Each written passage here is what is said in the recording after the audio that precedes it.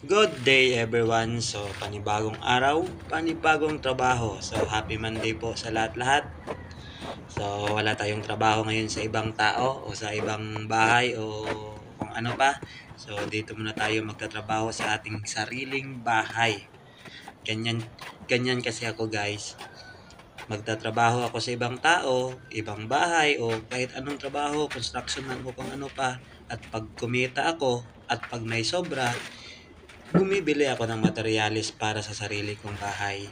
Kasi pangarap ko talaga magkaroon ng sariling bahay guys. Kasi kami noon, nangungupahan lang. Kaya tumatak na sa isip ko, pag ako'y marunong nang magtrabaho, marunong nang maghanap ng pera, ay gagawa talaga ako ng sariling bahay. Kahit hindi naman ako nakapagtapos ng pag-aaral, tuloy pa rin ako. Lalaban pa rin ako para sa pangarap ko. Ganyan ako mga idol. Sa totoo lang mga idol, 2014 pa ako nagsimula nagpatayo ng bahay. 2024 na ngayon. 'Di ba? Almost 10 years na. Pero hindi pa rin natatapos. Pero patuloy pa rin ako lumalaban mga idol para sa pangarap kong munting tahanan. Tulad nito, meron akong 2 sakong simento. Yun lang muna yung ilagay mo natin dito sa ating bahay. Sa sunod, pag makatanggap tayo ng leasing, bibili na naman tayo kahit 1 sako, sasalpak na naman natin dito. Unti-unti lang at alam kong matatapos ko to. Kaya nga, todo kayod ako mga idol. Porsigido, lahat ng diskarte, ginagawa ko. Naranasan ko rin ito idol, naranasan ko talaga na magtrabaho ng gabi at araw. Bouncer ako pag gabi, pag umaga naman construction worker ako. Ganun ako kaprosigido mga idol. Kahit ang daming problemang dumaan sa buhay ko, hindi pa rin ako tumitigil sa pangarap ko. Kaya sipag lang talaga yung puhunan mga idol. Ganun ako talaga. Tulad nito, pag maubos ko tong 2 sako ng simento, bukas hahanap naman ako ng diskarte. Magtatrabaho muna ako sa iba. At pag may sobra na naman sa budget natin o may luwag-luwag na konti, tuloy pa rin ako sa munting bahay. Bibili ako kahit 1 sako lang yan. Importante may sasalpak tayo o may ilalagay tayo dito sa ating bahay. Ganun ako kaprosigido mga idol.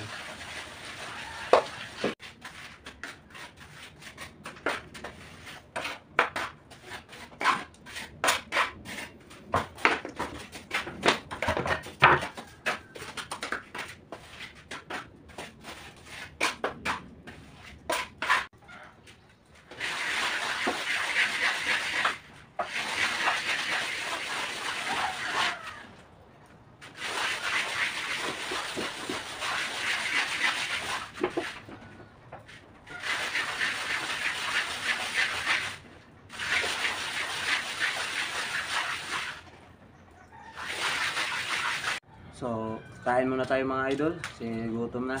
Pawis na rin. Oh. Ito yung pagkain ko. Biko. Ito yung handa nila kahapon sa kabilang bahay. Kasi Mother's Day may natira. So, breakfast muna tayo. Note.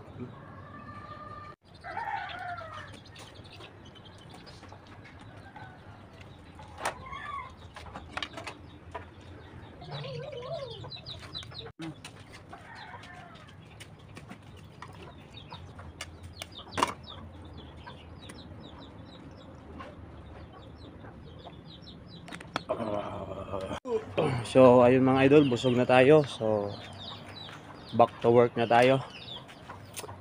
Kasi magna 9 AM na rin. So importante may laman na yung tiyan natin.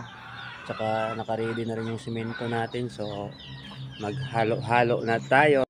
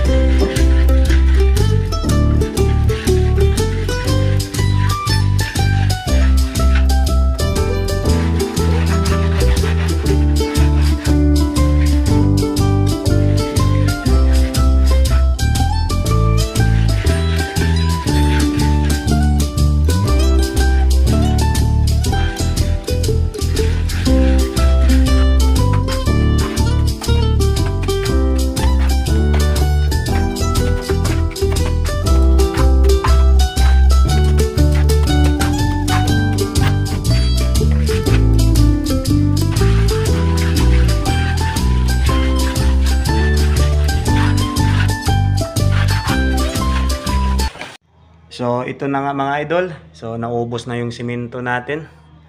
Next time naman.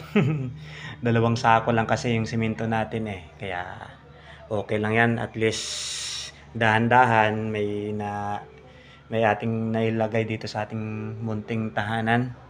So, trabaho muna tayo bukas para pag makasahod ulit at pag may sobra, bibili na naman tayo kahit 1 sako o 2 sakong simento, di ba? Kasi marami pa to eh. So, dahan-dahan lang. Oh. Yan. Oh, baka kala nyo, uy, may rep ako. O, tingnan nyo yung laman. Okay. Sira to mga idol, sira. Display lang yan. Pero balang araw magkakaroon din ako ng rep. Tiwala lang tayo. So, thank you mga idol. So, tapos na naman yung isang araw natin. So, bukas ulit. Yun oh, kinulang, kabos, nabitin mga idol, oh. Mga 1 balde na lang sana.